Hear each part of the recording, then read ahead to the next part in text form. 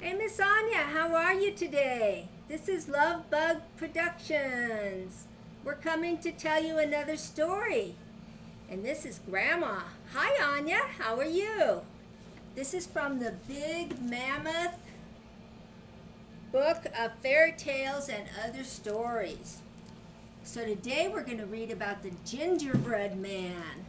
And you know, Aunt Jamie decided she'd make dinner again for us, but it was so chilly outside, we decided to come inside and have a sit-down dinner with little shells filled with ricotta and all kinds of yummy cheeses, and some cucumber salad and minestrone soup and spumoni ice cream. Doesn't that sound good? So let's read this story about the Gingerbread Man. Once there was a little old lady who had no children. She spent most of her time baking cakes and cookies for her husband. One morning, she thought of a wonderful way to surprise him. She took a piece of sweet, spicy dough. She rolled it and she patted it. She cut it into the shape of a man. She put in currants for eyes, and she made it a mouth with white frosting. Then she made a cap and a matching coat of white frosting, using a cinnamon drop for the tassel of the cap and 3 cinnamon drops for the buttons down the coat front.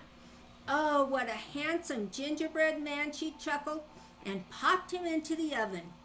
When the gingerbread man had time to bake, she opened the oven door. There he lay in his pan, looking all brown as a berry.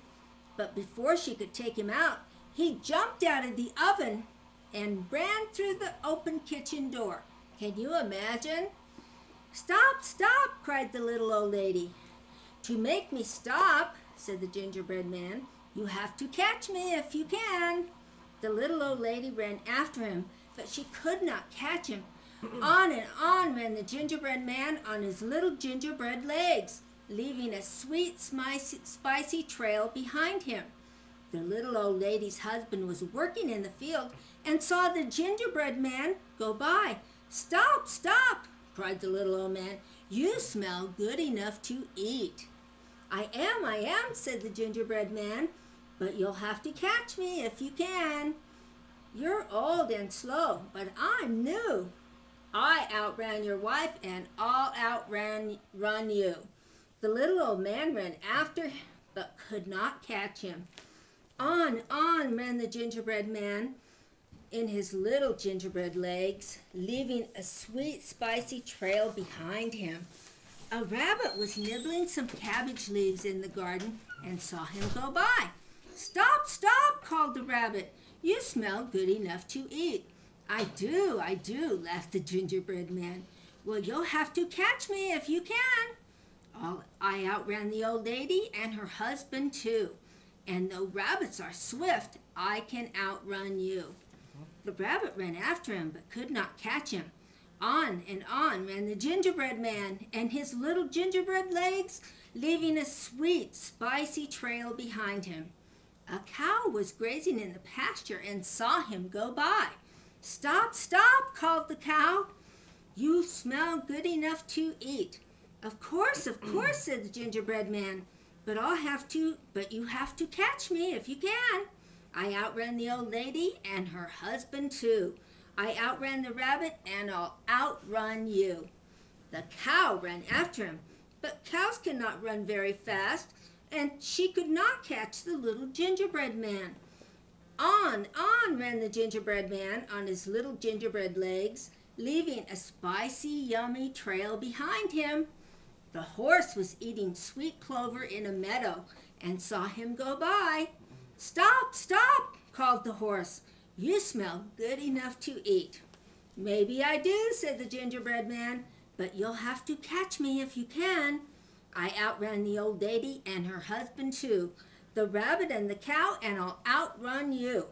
The horse ran after him, and though he was a very fast horse, he could not catch the gingerbread man.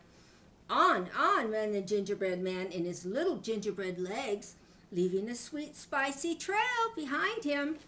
After a while, he came to a river.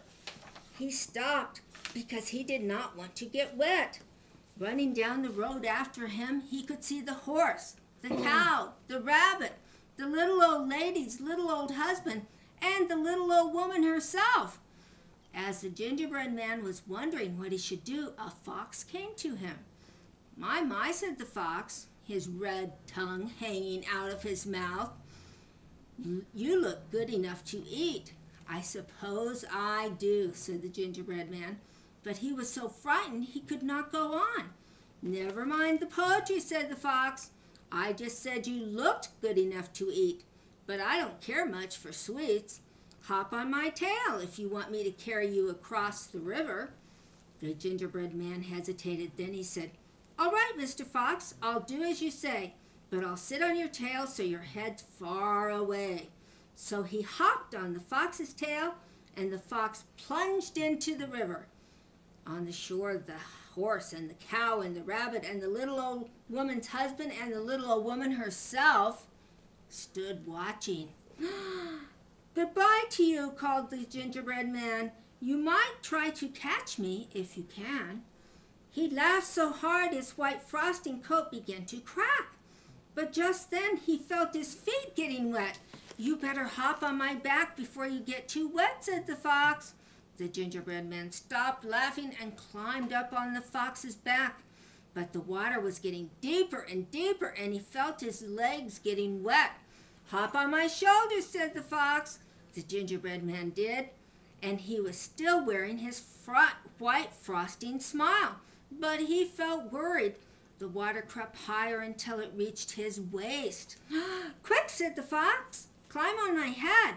The gingerbread man did not like the idea of being so close to the fox's mouth, but there was nothing else to do. He stepped up on the fox's head, which was just like a wet, slippery slide. Down, down he slid to the fox's nose, and snap! The wily old fox opened his mouth and swallowed the gingerbread man in one big bite.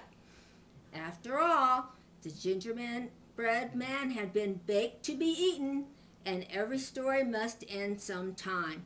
He had had some merry adventures while his story lasted, and what more could he want? We'll see you, Miss Anya. Have a nice day.